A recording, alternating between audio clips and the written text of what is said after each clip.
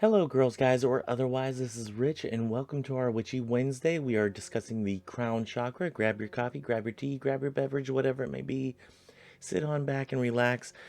Say hi to Jelly, because she just joined me like right as I was starting to film, and then I paused and went and filmed or came back to film and all that. Yeah, anyway, it was a whole thing. And then there's the OBS has been being weird.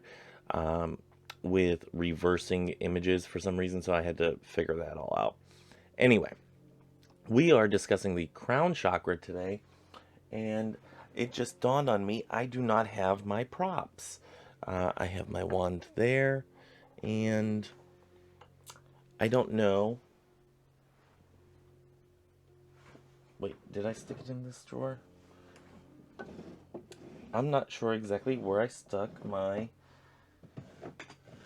stones. Okay. Well, we will grab an amethyst because that's the one I wanted to use. Anyway. Oh, I am ill prepared for this. I just finished making the special report video that is going live as soon as it uploads. So you actually might be seeing that before seeing this. If you are, that explains a lot of what's been going on behind the background, a little bit more formal of an announcement, but an important announcement nonetheless.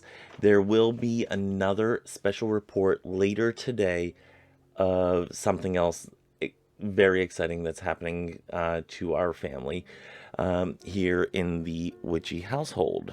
So, and I don't think Jelly's that excited about it, but we're just gonna tell her, to have a bright and shiny day, because yeah.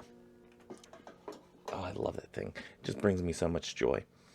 I don't know why. It just really does. Oh, here they are. I knew they were in a drawer, or I was kind of sure they were in a drawer. But anyway, let's get into the crown chakra. If you are not yet subscribed, if you're part of the 20 to 30% of people that watch these videos and are not subscribed, go ahead and hit the subscribe button. It should be located right about there. Hit that bell notification. Hit that like button if you like these videos. And comment if you agree, disagree, or have any other questions, comments, or queries about Witchy Wednesday or any other videos, any other subjects, anything that you want to discuss.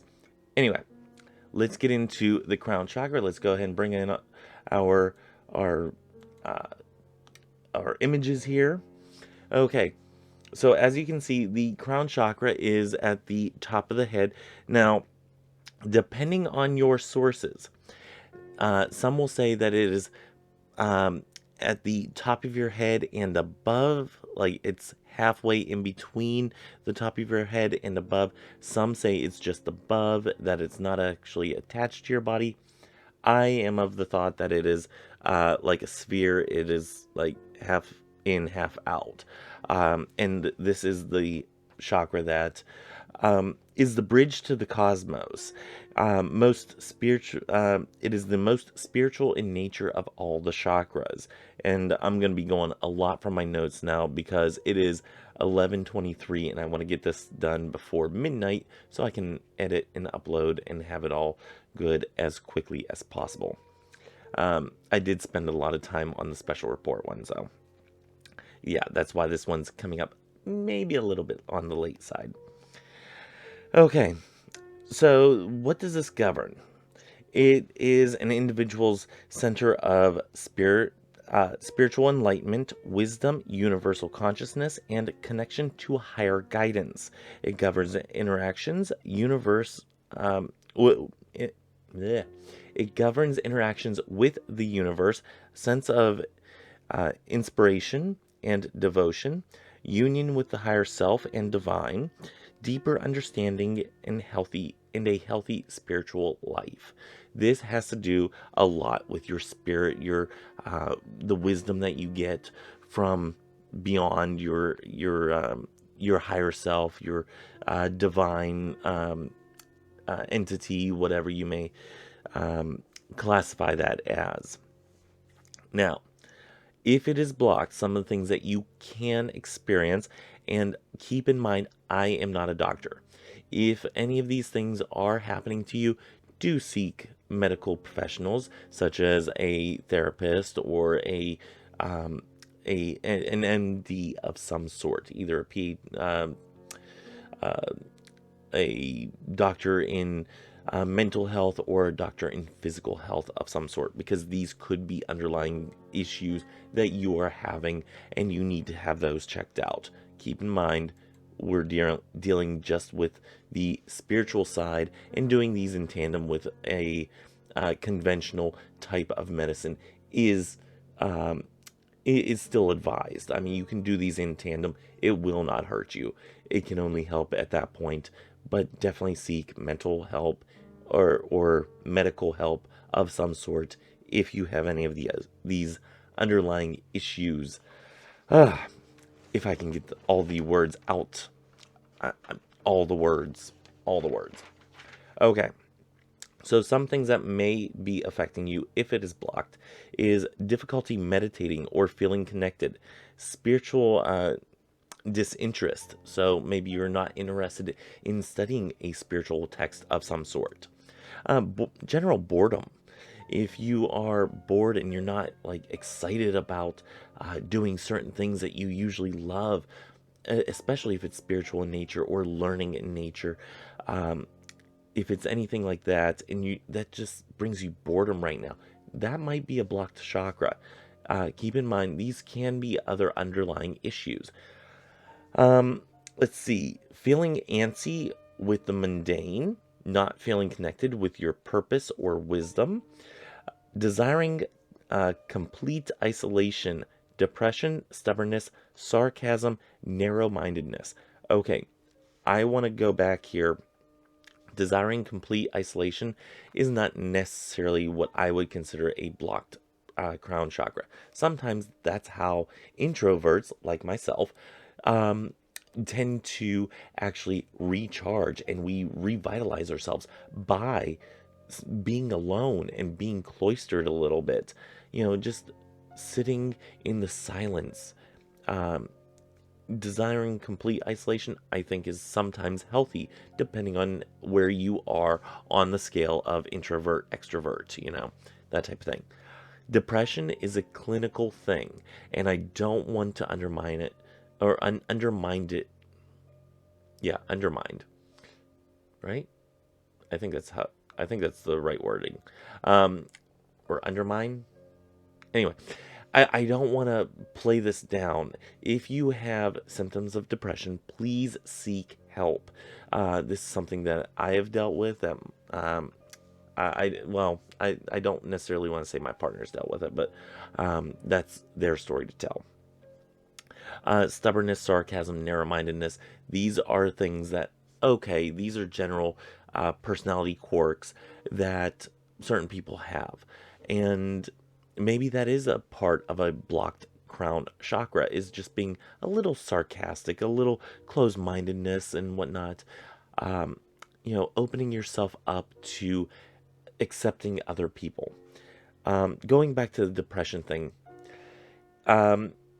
if you work this in tandem, opening this chakra in tandem with a medical professional of some sort, I do recommend that. Sometimes it is chemical, the reason that you have depression and whatnot. And I want to openly speak about these issues because they are very serious issues that if you need help, please reach out to somebody. And if you reach out to me, I will find you numbers to call and resources to find the help that you need. I'm dead serious about this. But do work on this in tandem. These techniques of opening the chakras are not an alternative to medical help. I want to make that very clear. Okay, I think I've beaten that dead horse quite enough. Affirmations that we can use. I am connected to the universe. These are in I know that we've talked about affirmations in the past, especially with the Witchy Book Club series, but affirmations are something that you do whenever you're sitting there, and they're power phrases. You say them to yourself and you start embodying these things, and this will help open up the crown chakra. I am connected to the universe. I have access to wisdom and peace. I honor my spirit. This is a big one for me. I honor my spirit. Honoring and taking care of your spirit, of your spiritual self, is huge for me. I honor the divine within me. And this makes me think of, not Natakiasi, that's, we are all connected. It's the Namaste. The God in me recognizes the God in you, or the God spark in me recognizes the God spark in you. Namaste. And that one really reminds me, the phrase "I honor the divine within me" reminds me of that. If you are meditating, you can just say Namaste, and like make it a singing action, or you can just make it a declarative statement of Namaste, something like that. Anyway, some oils that you can use to help get in touch with this chakra, help it open up. Kind of your lighter scents like lavender and jasmine and cedarwood are great. I do believe sandalwood was on there, but I don't think I put it down. I would think sandalwood though. Don't quote me on that one. It wouldn't be, bad to try it. Some of your other scents, like frankincense and myrrh, are a little heavier of scents, but they can still invoke that spiritual aspect. And I would probably use frankincense for something like this. It just has that regal spiritual aspect to it, and frankincense has been used for millennia, even before the Catholic Church and whatnot. It goes back to ancient Egyptians and whatnot, but not necessarily to ancient Judaism, because as we saw in the most recent news, is some of them used cannabis. Awesome. Anyway, moving on to stones. Some stones that you might want to use. I didn't grab them all. Hold on. Okay. Some stones that you might want to use are clear quartz, diamonds, which I do not have any of those to show you, amethysts. This is a chevron amethyst, I do believe. Yep. I think it's a chevron amethyst. Let's see what I have on my wand here. I actually have an amethyst for the third eye, and I have a clear quartz for the crown chakra on that one. In my little box here, what did they give me on that one? They gave me clear quartz, a nice little square one that, if you want to stick it right on your head, can help you. Right like that, see? So, either holding these stones, meditating on along with them, saying your affirmations and whatnot, can be something that may be beneficial to opening these chakras. And I'm going to get more into what balancing and opening and closing the chakras are in next week's video. We're done with the actual chakra overview. We're not done with the chakras. Other things that you might want to try are lavender quartz, sugarlight, selenite, which is a great one, and oh, son of a gun. If you look right here, right there, that is a selenite orb, and I kind of love it. That is actually, I think, the first orb that I ever got. And apophyllite. Now, I don't have apophyllite, and I don't think I have sugarlight diamonds or lavender quartz, but those ones were also in the research that I've done, that meditating with them can help you connect to your crown chakra.